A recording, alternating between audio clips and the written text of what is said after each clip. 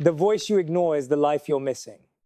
There's a voice that speaks before the world gets loud, before the phone lights up, before the inbox floods, before the scroll begins. It whispers softly, gently, unmistakably. But you ignore it. You tell yourself you'll listen later, you'll come back to it, you'll get to it once life slows down, but life never does. And so that voice, the truest part of you, slowly fades beneath the noise of everyone else's expectations. Until one day, you wake up and you don't recognize the life you're living. You're in the right house, but it doesn't feel like home. You're surrounded by people, but you feel alone. You check every box, chase every goal, meet every deadline, but your soul is starving. This is how most people live. Not out of failure, but out of silence. Because the greatest tragedy isn't when life gets hard, it's when you become deaf to your own soul. But here's what no one told you. The voice you keep ignoring is not just your intuition. It's your calling. And if you don't answer it, someone else will live the life that was meant for you. They say the loudest noise in the world is the sound of a dream dying. But it doesn't come with fireworks. It doesn't scream or rage. It's subtle. It dies quietly. Not with a crash, but with compromise. Not in one dramatic moment, but in 1,000 small ones. When you say yes, when your soul means no. When you stay, when your spirit wants to go. When you laugh politely at things that don't feel true. When you shrink to fit a version of yourself that feels safe but never whole. It starts early. You were once a child who danced without rhythm, painted without borders, spoke without fear, but somewhere along the way, they taught you to sit down, be quiet, blend in, be realistic. They told you that your curiosity was too much, your questions were disruptive, your dreams were impractical. And so you traded the compass of your soul for the clock of the world. You started measuring your life in deadlines instead of direction, in status instead of stillness, in likes instead of love. And with every passing year, the voice got quieter. Not because it stopped speaking, but because you stopped believing it mattered. Until now, because something inside you, however faint, is stirring again. It happens in those rare moments when the world goes silent, when the phone dies, when the city sleeps. When you're staring out a window you've looked through 1,000 times, but tonight something feels different. And that's when you hear it, this isn't it. It's not angry, it's not judging, it's just true.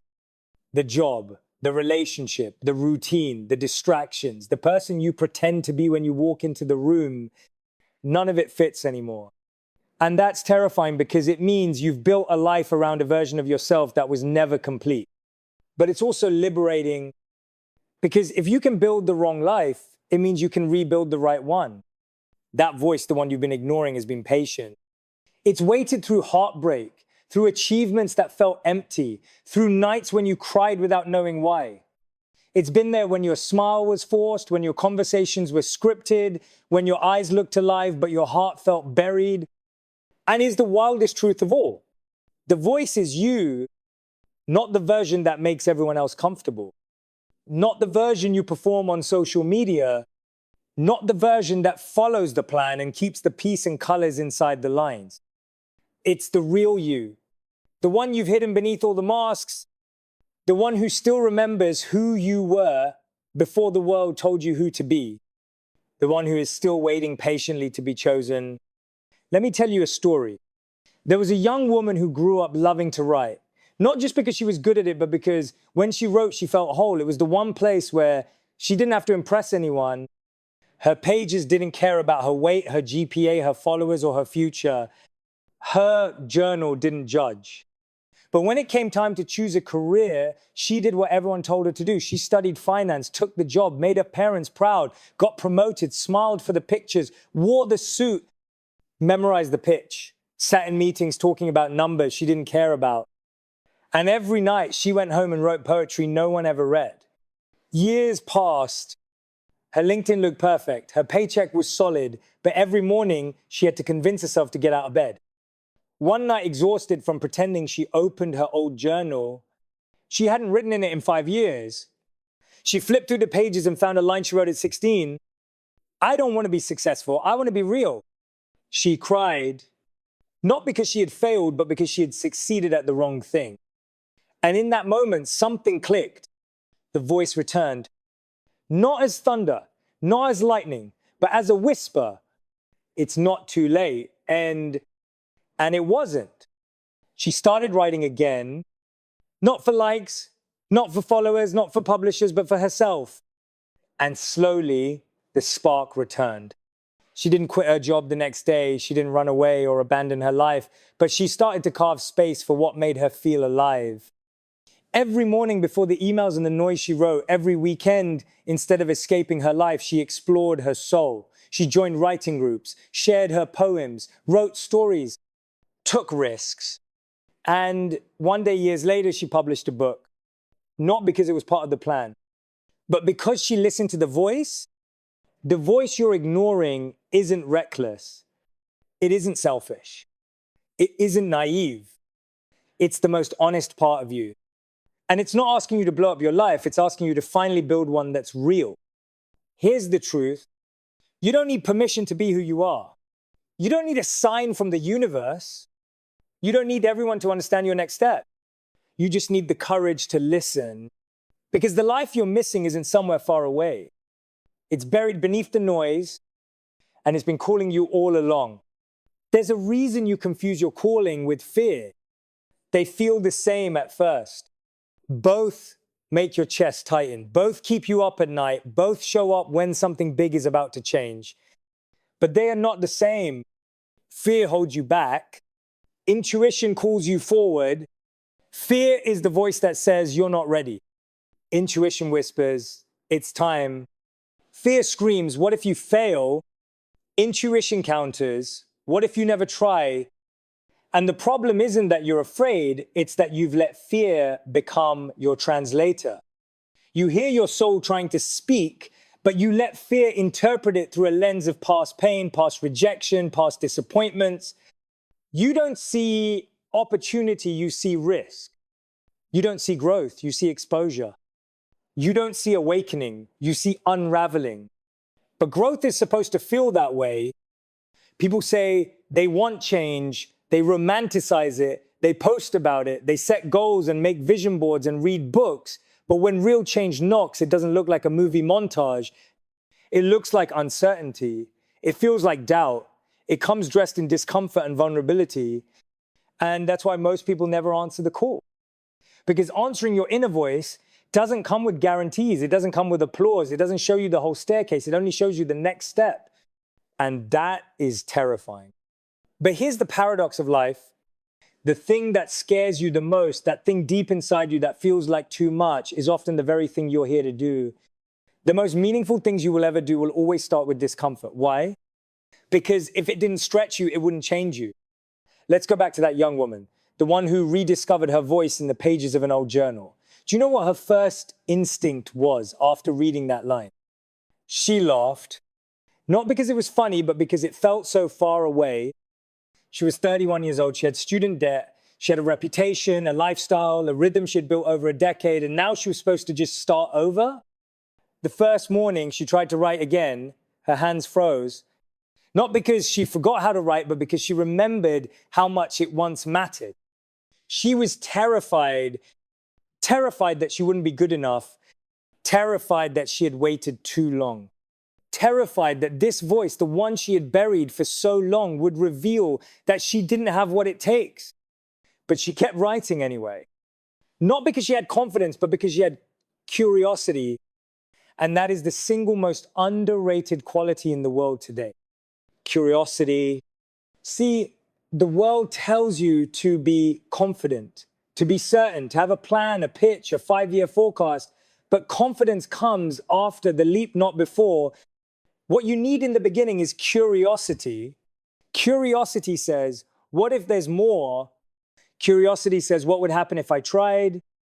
Curiosity says, maybe this discomfort is leading me somewhere I've never been, somewhere I need to go. Think about it.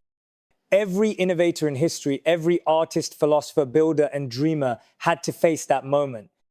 The moment where the world said, that's not realistic. The moment when their parents, peers, or even their own mind told them to stay quiet, sit still, stay safe. But they moved anyway. Edison failed thousands of times before the light stayed on. Disney was fired for lacking imagination. Oprah was told she was unfit for television. Steve Jobs was removed from the very company he helped build, but none of them stopped when it got hard. Because they understood something the rest of the world didn't, your inner voice is not here to make you comfortable. It's here to make you real, and being real is always risky because it exposes you. It asks you to show up without a mask. It dares you to be seen as you are, not as you're curated to be. And that's what makes most people retreat. They've spent so long being who others expect that they're terrified of being who they really are. But here's the thing. You don't need the whole world to understand you. You just need to stop abandoning yourself. You don't need a master plan. You just need to say yes to the next small step that feels honest. Let me tell you what happened next to that woman. She started sharing her writing quietly, anonymously on a blog. No pictures, no name, no expectations, just her words. One night she wrote a piece called The Life I Almost Lived. It was raw, messy, honest. It talked about all the moments she had silenced herself, all the decisions she made out of fear, all the times she wished she had listened to that quiet voice sooner. She thought no one would read it, but by morning thousands had. The post was shared across platforms. Strangers wrote to her saying they felt the same, that her words had reached something in them they didn't know how to say. And that's when she realized her voice wasn't just for her. It was for others too. That's the thing we forget.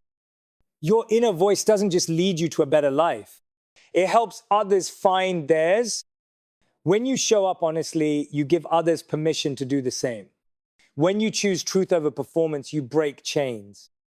When you stop pretending, you create space for others to be real too. And the ripple begins. But it always starts with one decision: to listen, to trust, to move even when it's scary, especially when it's scary. Because fear will never leave completely. It's part of the journey. But every time you choose your soul over your silence, the fear loses its grip. Every time you take a step toward your calling, even a small one, the noise gets quieter. The voice gets clearer. The path gets real. So let me ask you this. What is your soul saying that you've been too afraid to hear? What dream have you labeled impossible just because it doesn't fit the mold? What version of yourself is waiting beneath the mask? This life is not a rehearsal. You don't get another you. You don't get another chance to live this day, this moment, this truth. And you can either keep pretending, keep performing, keep perfecting a life that doesn't light you up, or you can turn down the noise, face the fear, and finally listen. Because that voice you ignore, it's not going anywhere. And one day, whether it's in your 30s, your 50s, or your final breath, it will ask you the question that matters most. Did you live as who you truly are, or as who you thought you had to be? You don't need to have all the answers. You just need to begin. There's something sacred about rock bottom. Not because it feels good, not because it's poetic, not because it's comfortable, but because it's honest. At rock bottom, all the pretending falls away, the noise quiets, the expectations disappear, and you're left with the one thing you've been avoiding your whole life. Yourself, not the curated version, not the filtered one, not the one you learned to be for approval, but the real one. And that's where transformation begins. See, most people spend their lives building upward career, image, status, money, but they build on shaky ground. They've never faced their foundations, never asked the hard questions, never paused long enough to hear the voice within, until everything collapses. Until the relationship ends, the job disappears, the facade breaks, and that's when they meet themselves sometimes for the first time. Have you ever been there? Where silence isn't peaceful, it's deafening, where your own thoughts echo so loud, they drown out every distraction. Where the person in the mirror feels like a stranger, and you wonder, how did I become this version of me? That's where she was our writer. The world knew her as someone stable, structured, successful, but inside she was unraveling. And not in a chaotic, screaming kind of way. in the quiet kind of way, the kind where you still show up, still smile, still meet your deadlines, but feel like something vital has gone missing. She kept writing, she kept posting. She even began receiving offers, invitations to speak, to publish, to teach. But here's what most people don't tell you about finally listening to your voice. It doesn't just awaken your light. It also stirs up your shadows, because for every word she wrote came another memory she had buried. For every truth she shared came another lie she once told herself, that she was fine, that she didn't need to be heard, that her story wasn't valuable. She began to realize that most of her life had been lived in response to someone else's dream, someone else's fear, someone else's limitation. And now that she was free to be herself, she didn't always know who that self was. That's the second wave of awakening. The reckoning, not with the world, but with yourself. It's where healing begins, where the ego breaks, where the masks fall, where the hard questions come. Who am I when no one's watching? What do I believe when no one tells me what to believe? What do I want, not for applause, not for validation, but because it lights me up? These are the questions you avoid when you're too busy performing, but they're the questions that lead to the life you were meant to live. So she dug deeper. She began therapy. She revisited old wounds, not to dwell in pain, but to understand how it shaped her voice and how long she had silenced it. She realized something that changed everything. She had learned to speak for others before she ever learned to speak for herself. Maybe you've done the same. Maybe you became a peacemaker because no one around you knew how to handle conflict. Maybe you became a high achiever because it was the only way you felt seen. Maybe you became independent because trusting others never felt safe. Whatever it is, your survival strategies were not your fault. But healing, that's your responsibility. And healing doesn't mean erasing your past, it means integrating it. It means asking, what did I learn? What did I lose? What do I still believe? And does that belief serve me anymore? She remembered something her grandmother once said, "You carry your silence like armor, but even armor gets heavy, my love." And she was tired of being weighed down, so she wrote a piece called "The Weight I No Longer Carry." In it, she wrote about shame, about perfectionism, about the ways we shrink ourselves to make others comfortable, about the lies we inherit and pass on without question. It was her most personal piece yet, and it broke something open, not just in her, but in her readers. Emails poured in, not with praise, but with truth. People said, "I thought I was the only one." People said, "I didn't know I was allowed to feel this." People said, "You gave words to what I've been carrying for years." And that's when she realized something else. Your vulnerability is not your weakness. It's your witness. It's the part of you that says, "I've been there too, and I survived." It's the part of you that bridges the gap between you and me. It's what turns a post into a movement, a thought into a shift, a whisper into a roar. But you can't offer that to the world if you keep hiding behind performance. You can't create transformation while you're still obsessed with being impressive. You can't lead others out of their cages if you're still afraid to unlock your own. And this is where the voice gets loud again. Not with fear this time, but with fire. She began to hear it in everything. In the songs she skipped. In the mornings she rushed. In the pauses between her breath. It wasn't saying do more. It was saying be more present, more real, more in alignment with the deepest truth of who she was becoming. This is the moment where purpose begins to take form. Because purpose isn't always a destination, it's a direction. It's not a job title, a platform, or a brand. It's a frequency, a way of being. And once you tune into it, everything changes. You stop chasing what's shiny. You stop comparing your journey to others. You stop betraying your own soul for temporary comfort. You start living with intention, not perfection, not productivity, just presence, just alignment, just truth. And with every aligned action, the voice grows louder. Not because it's yelling, but because you're finally quiet enough to hear it. And in that stillness, clarity comes. She realized her voice wasn't just about storytelling. It was about soul telling. It wasn't about being heard. It was about helping others hear themselves. So she made a decision. No more waiting for permission. No more watering herself down. No more asking if she was too much.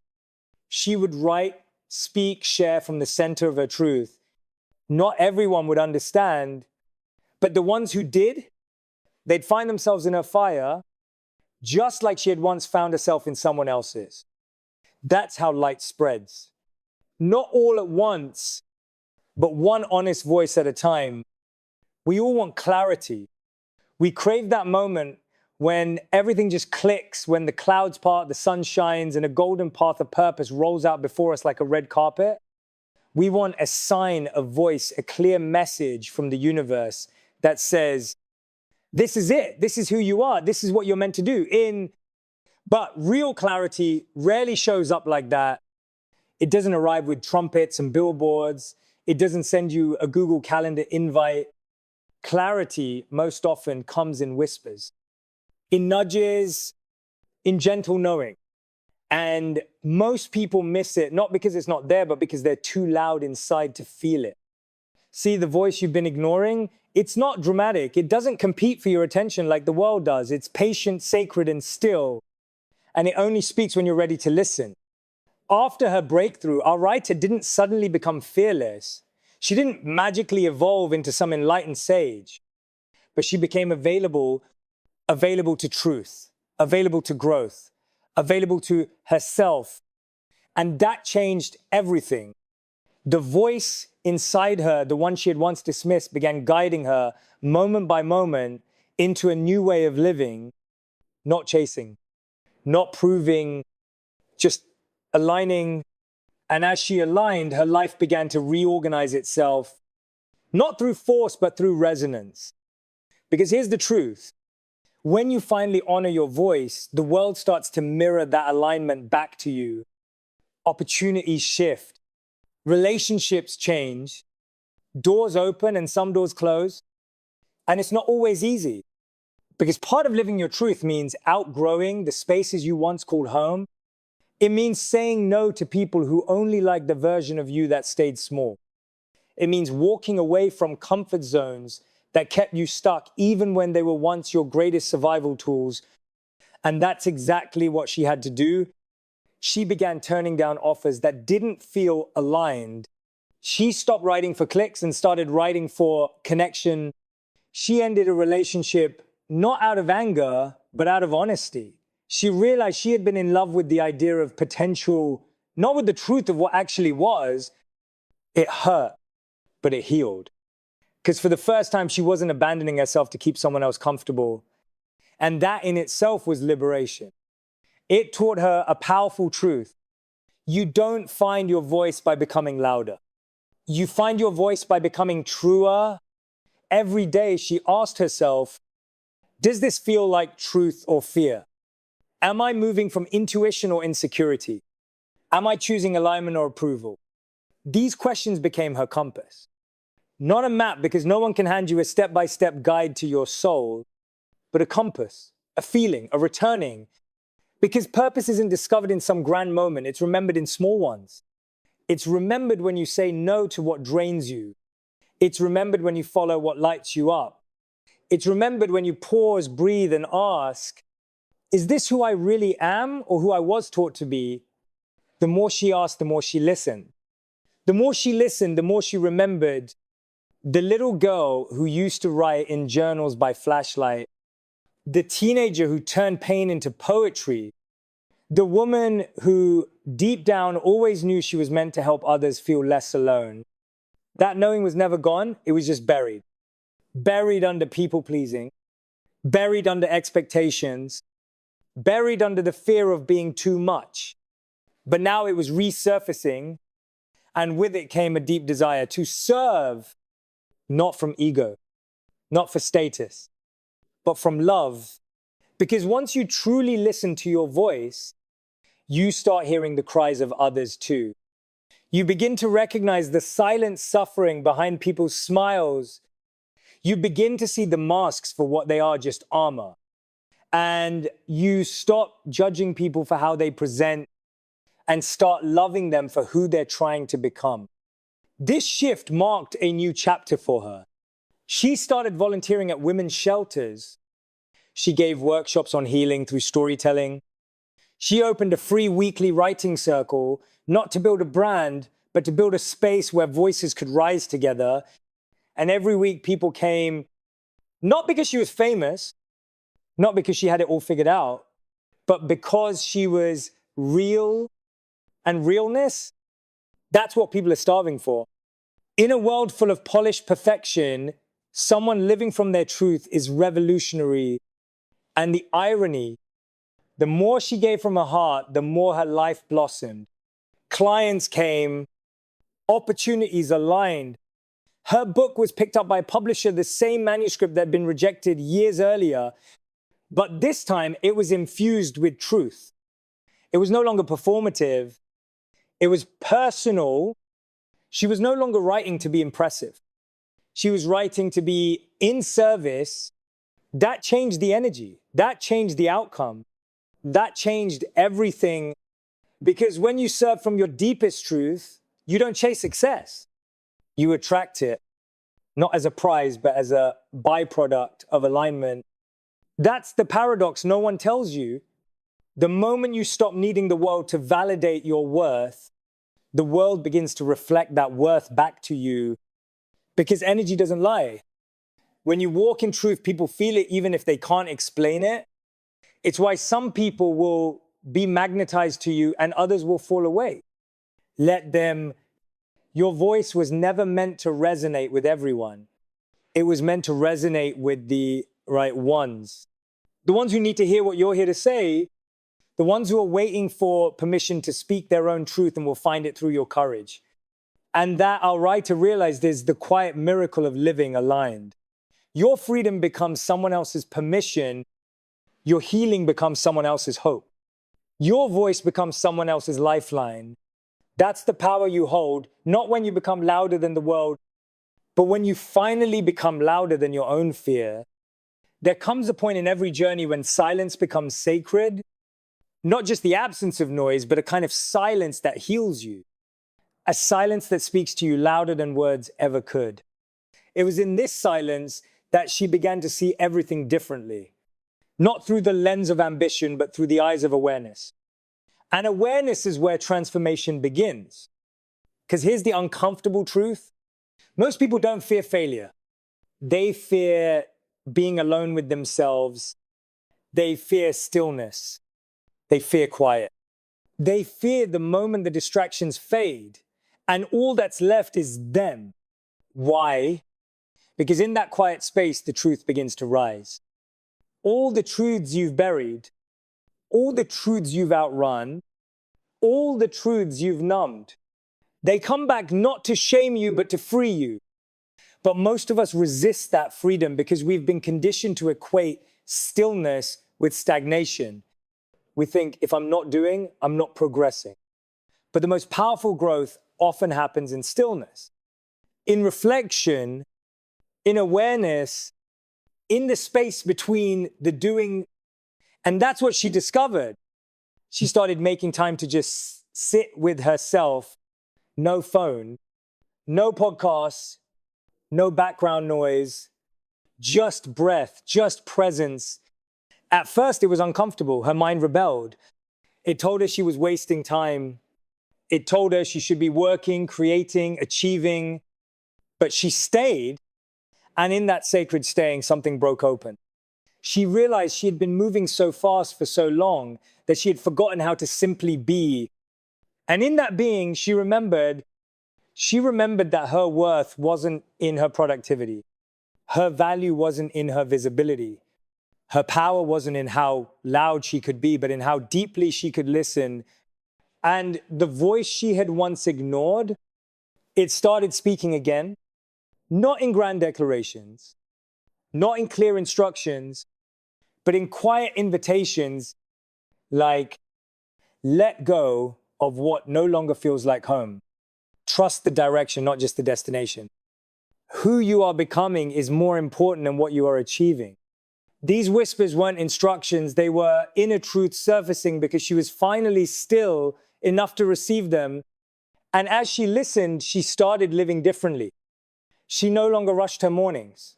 She created rituals. She began her days with intention, not with her inbox. She meditated, journaled, breathed deeply before the world could get to her. And in those early moments, she reclaimed herself. Because if you don't own your morning, the world will. The silence gave her clarity, and with clarity came courage. Courage to say yes to the things that made her soul light up, even if they didn't make sense on paper. Courage to say no to what no longer aligned, even if it looked like opportunity. Courage to be misunderstood, to be doubted, to be questioned. In order to be real, she began creating content that wasn't optimized for algorithms, but for authenticity. She stopped performing and started to sharing. She wrote about heartbreak and healing, about burnout and boundaries, about fear and faith. And something incredible happened. People didn't just engage, they connected, not just clicks, not just likes. Resonance, because realness creates ripple effects. And the more she showed up in her truth, the more others felt safe to show up in theirs. She began receiving messages from people all over the world. Messages like, I felt like you were speaking my story. I've never felt so seen by a stranger. Thank you for putting words to what I couldn't explain. She wasn't trying to be a guru. She wasn't trying to be perfect. She was simply being present, and presence is what this world desperately needs. In a time where everyone's shouting for attention, your presence is revolutionary. To sit with someone even through words and say, you're not broken, you're not behind, you're not too much or not enough, you're human, and I see you, that is the medicine the world craves. And it all starts with hearing yourself, because the truth is, you can't offer others what you deny within. You can't give presence if you avoid your own. You can't create peace if you live in self-conflict. You can't guide others into truth while living in your own illusion. So she did the real work, not the visible kind. The invisible, sacred, daily work of returning to herself. And she learned that the voice she once ignored was never angry. It was never judgmental. It was simply waiting for her to slow down, to tune in, to trust. And the more she did, the more magnetic she became, not because she was trying to attract, but because she was embodying. And that's the secret. True power isn't in performance. It's in presence. The voice you ignore isn't trying to control you. It's trying to liberate you, to free you from the versions of yourself you created to survive, to remind you that you're not here to be perfect. You're here to be real. And being real means being messy sometimes. It means choosing depth over decoration. It means allowing space for joy, for grief, for rage, for softness, all of it. Because when you finally hear your voice, you don't just find yourself, you find your way home. And that, above all, is the journey worth taking. What do you do when the life you built no longer feels like it belongs to you? What happens when the very dreams you chased begin to suffocate you? Not because they were wrong, but because they weren't yours to begin with. That's where she found herself. Not lost, but awakening. There's a difference. Being lost feels like you're drowning in the dark. Awakening feels like you're standing in the light for the first time and realizing the room you've been living in isn't home. And when that moment hits, you can't unsee it. You can't pretend anymore. You can't keep following the same script when every line starts tasting like someone else's story. She had done everything right. The degree, the job, the image, the relationship, the brand. But one morning, staring at her reflection, she realized she had spent years becoming someone the world applauded, and in the process, she had abandoned the person who used to dream quietly at night. The little girl who once believed in magic, who scribbled poems in notebooks, who danced in the mirror for no reason, who believed love could change the world. Where had she gone? She hadn't disappeared, she'd just been muted, buried under layers of supposed to. You're supposed to be professional. You're supposed to be practical. You're supposed to be polished. You're supposed to be impressive. And so little by little, she edited herself until she became a highlight reel, a polished version of a person who was once whole. But here's the secret. No amount of external validation can silence the soul's cry for authenticity. She could feel the cracks forming in the quiet, in the stillness, in the places she used to ignore. And then it hit her. I've been trying to live a life that makes sense to everyone else, but feels wrong to me. And that realization doesn't come gently.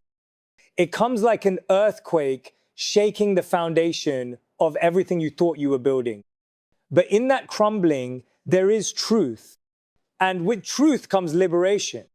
She started questioning everything. Why was she pursuing that promotion?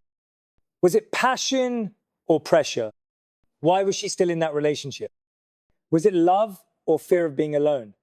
Why did she care so much about what people thought? Was it connection or survival? Every answer led her closer to the voice she'd long silenced. That voice didn't shout, it never does. It whispered gently, patiently. You don't have to prove your worth, you just have to return to it.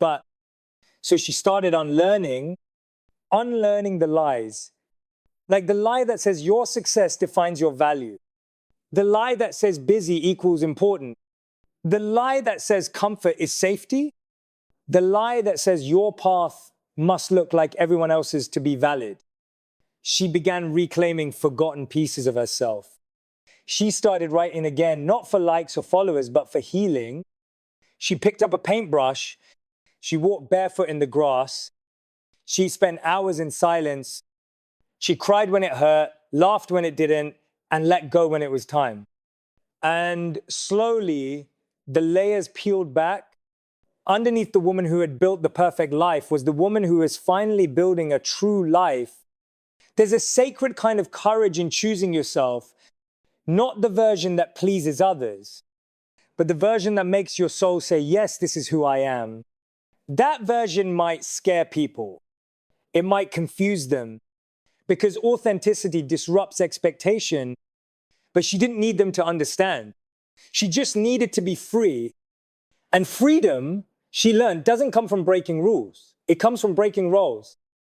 The roles we're assigned, the roles we absorb, the roles we never asked for but accepted anyway. She let them go. The role of the perfect daughter, the role of the strong woman who never breaks, the role of the brand, the image, the mask. And in their place, she chose truth. Messy, wild, vibrant, unpredictable truth. She stopped chasing timelines. She stopped forcing things to make sense. She stopped apologizing for changing. And she remembered something we all forget. You don't owe anyone a version of you that betrays your becoming. You don't have to shrink to fit someone else's expectations. You don't have to stay somewhere just because you once prayed to be there. You're allowed to evolve. You're allowed to outgrow. You're allowed to want more, not because you're ungrateful, but because you're aware. And awareness is a gift, one that demands responsibility. Because once you see clearly, you can't go back to pretending. So she didn't. She moved. She left the job. She ended the relationship. She downsized the lifestyle, not because she was giving up, but because she was starting over. And sometimes starting over is the bravest thing you'll ever do, because it means admitting you deserve more than survival.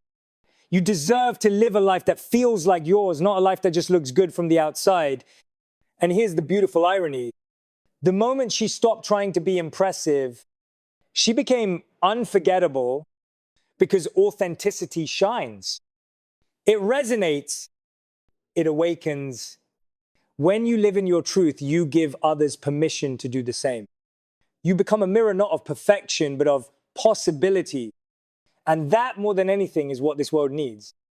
Not more influencers, not more noise, not more people screaming to be seen, but more souls who are brave enough to be known, to be real, to be vulnerable, to say, this is who I am, not who I was told to be, not who I tried to be, but who I was born to be. That's the power of listening to the voice within, not just hearing it, but honoring it. Because the life you want isn't on the other side of more effort. It's on the other side of more alignment, and alignment begins the moment you choose you fully, fiercely, without apology. The scariest part of waking up is realizing how long you've been asleep. Not physically, spiritually, emotionally, creatively. Living but not alive. Busy but not purposeful. Comfortable but not connected. And for him, that realization came in the quietest moment of all.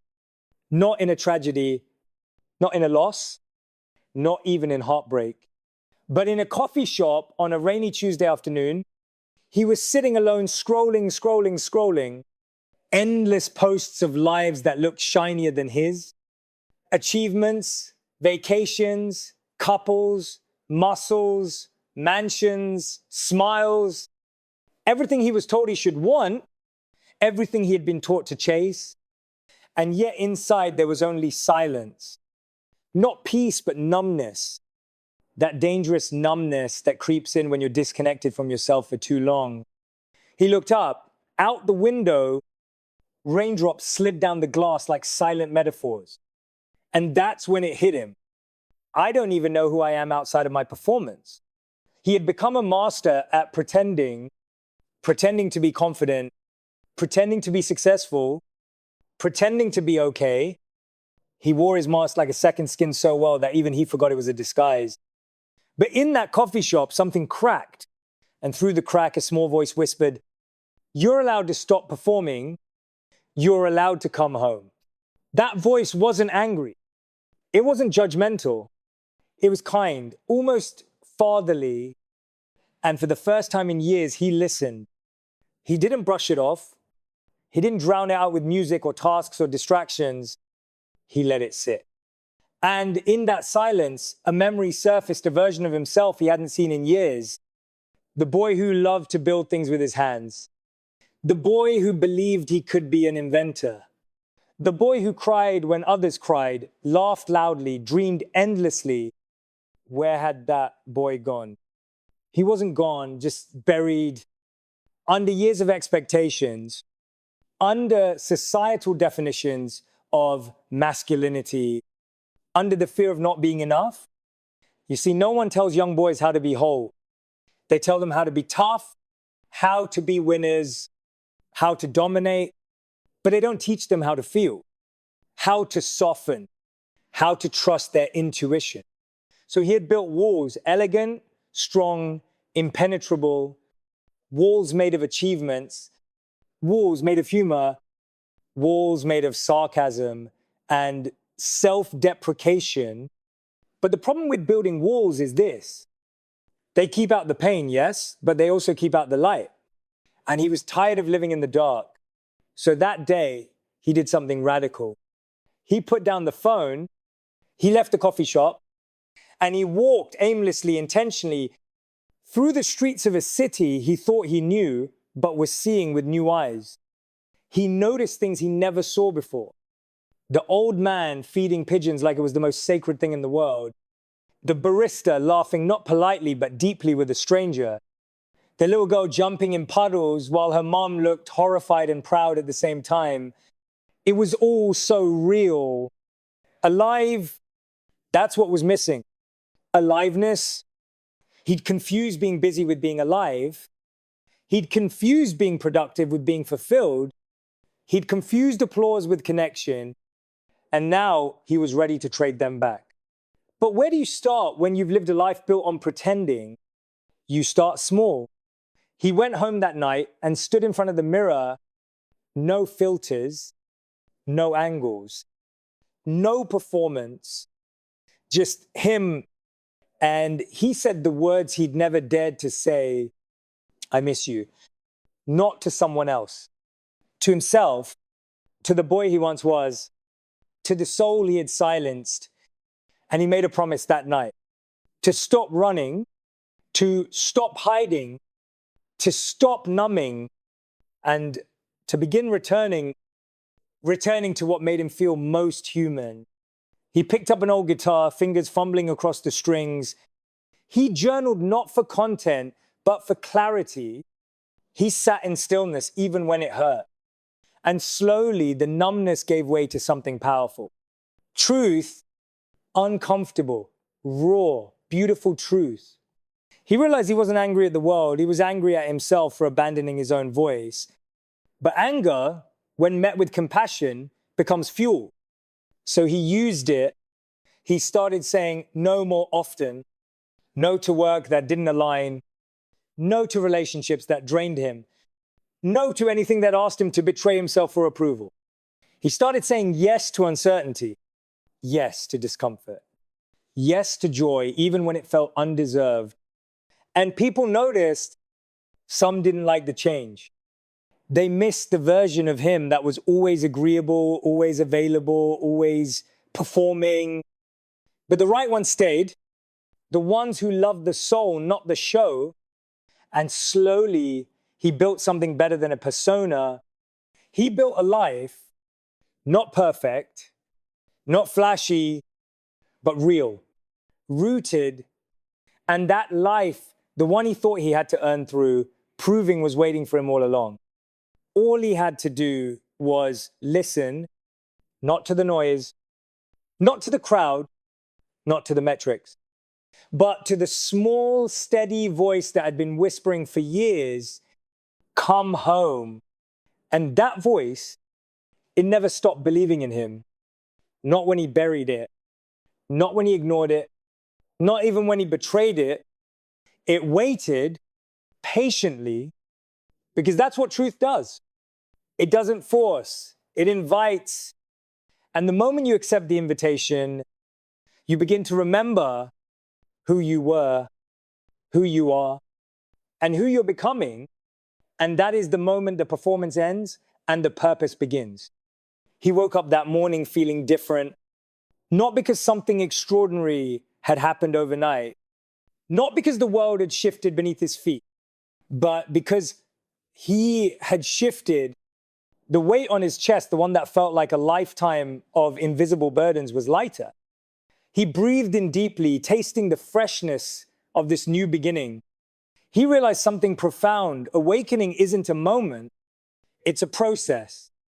A slow, gentle peeling away of all the layers that aren't you. It's the courage to face the parts of yourself you've ignored or feared. It's the willingness to fall apart so you can put yourself back together piece by piece with purpose. He thought about the great men and women who changed the world. Edison, who failed 1,000 times before the light bulb. Lincoln, who endured loss after loss before leading a nation. Oprah, who turned pain into power. None of them woke up perfect. None of them woke up with all the answers. They woke up aware of their weaknesses, aware of their fears, aware of their potential.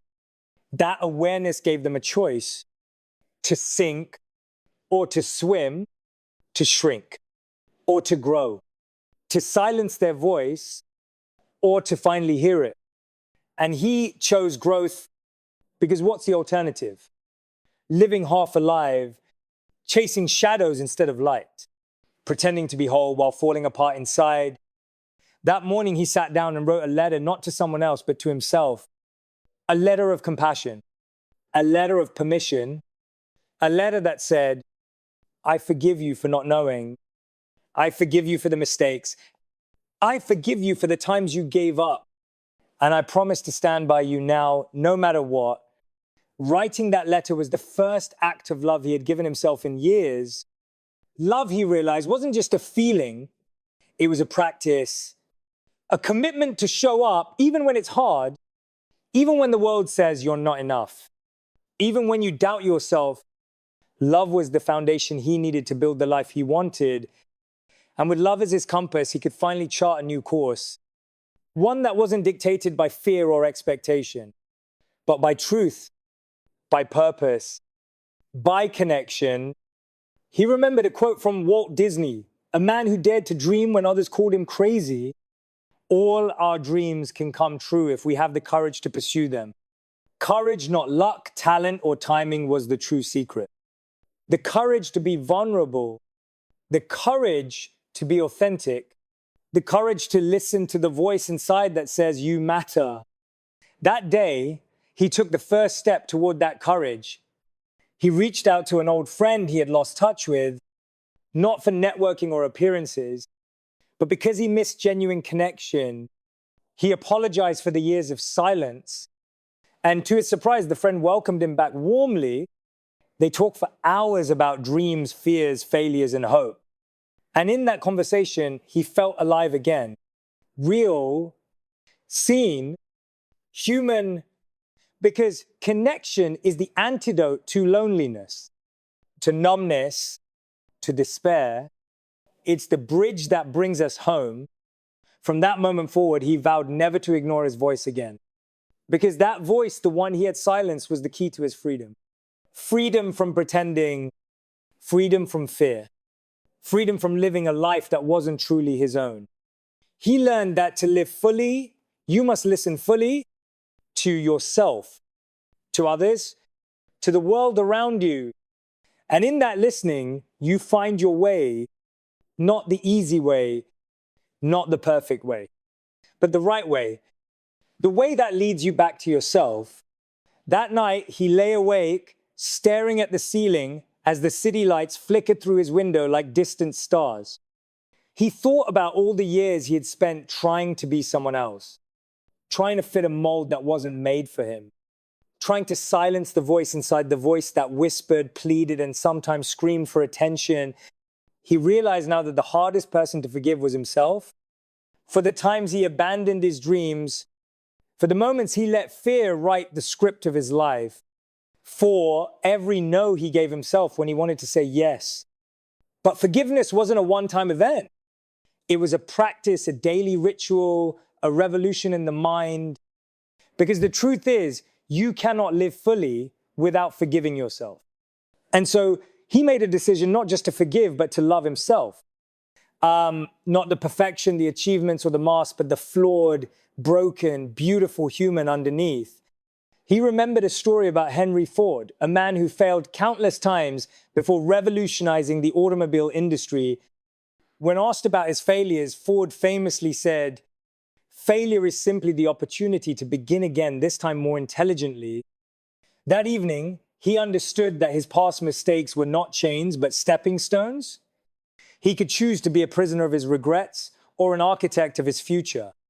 And he chose the latter. The next morning, he woke up before dawn. There was a chill in the air, the kind that sharpens your senses and clears your mind. He sat in silence, closed his eyes, and began to breathe deeply. With each breath, he invited calm, clarity, and courage into his heart. He called it his sacred moment, a daily practice to center himself in the storm of life, because discipline, he realized, was the bridge between dreams and reality. It was the small choices repeated every day, the acts of showing up when it's easier to quit. Like Edison, who tested thousands of filaments before finding the right one, he understood the power of persistence. Success wasn't about genius or luck. It was about resilience, the will to keep going when the world whispers, give up. That morning, he wrote a list, not of goals or to-dos, but of intentions. Intentions to be present. Intentions to be honest. Intentions to love boldly and forgive freely. He let go of the idea of perfect and embraced the beauty of progress. Because life, he thought, was less about reaching a destination and more about the journey of becoming. The sun rose higher, casting golden light into his room, warming his soul. He smiled for the first time in a long while, not a forced smile, but one born from deep within. That smile was a promise to himself and to the world that he would live fully, love fiercely, and listen always to the voice he once ignored. Because that voice was the life he was missing. And now he was finally ready to live it. The days that followed were unlike anything he had known before. He felt as if he was waking from a long, restless sleep, each moment sparkling with newfound clarity and purpose. But clarity was not always comfortable. It meant looking honestly at the parts of himself he had long avoided, the fears, the doubts, the pain tucked away in shadows. Yet, instead of running, he leaned in. Because growth demands courage, the kind that shakes you to your core and rebuilds you stronger. He remembered the story of Nelson Mandela, who spent 27 years imprisoned, emerging not with bitterness, but with a heart open to forgiveness and healing. Mandela taught him that true strength is not the absence of struggle, but the mastery of it. With every challenge he faced, he learned to respond with grace instead of resistance, to listen deeply instead of reacting hastily, to trust his inner wisdom over the noise of the world. He started to recognize the patterns that no longer served him, the toxic relationships, the self-sabotaging habits, the endless comparison to others. Slowly, he began to set boundaries, firm, loving boundaries that honored his growth. It was uncomfortable at first. Change rarely feels easy, but every boundary was a declaration. I choose myself. He discovered that saying no to others often meant saying yes to himself.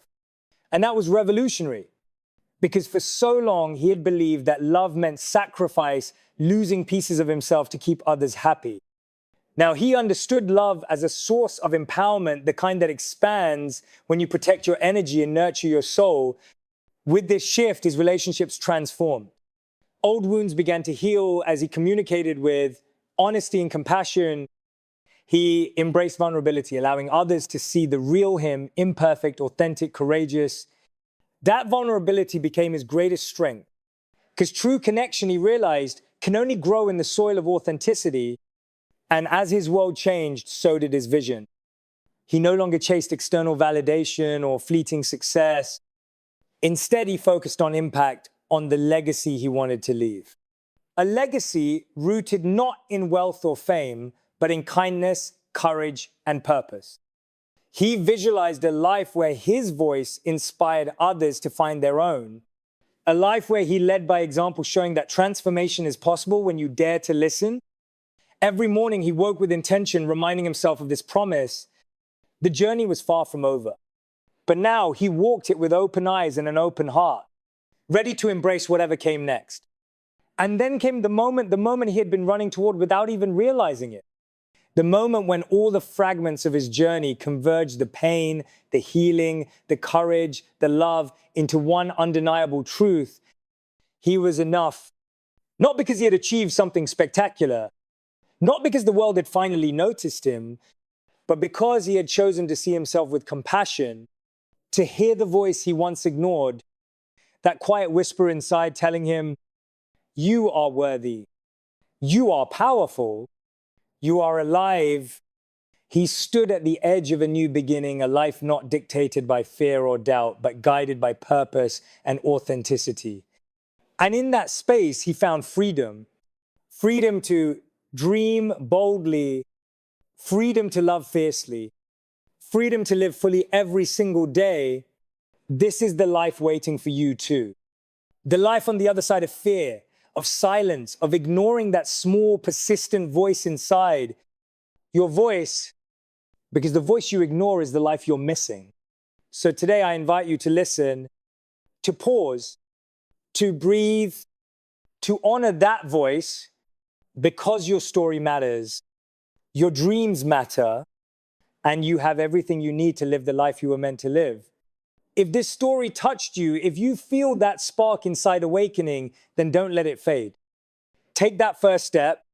And if you want to continue this journey together, to find more stories that inspire, awaken, and empower, please subscribe to this channel.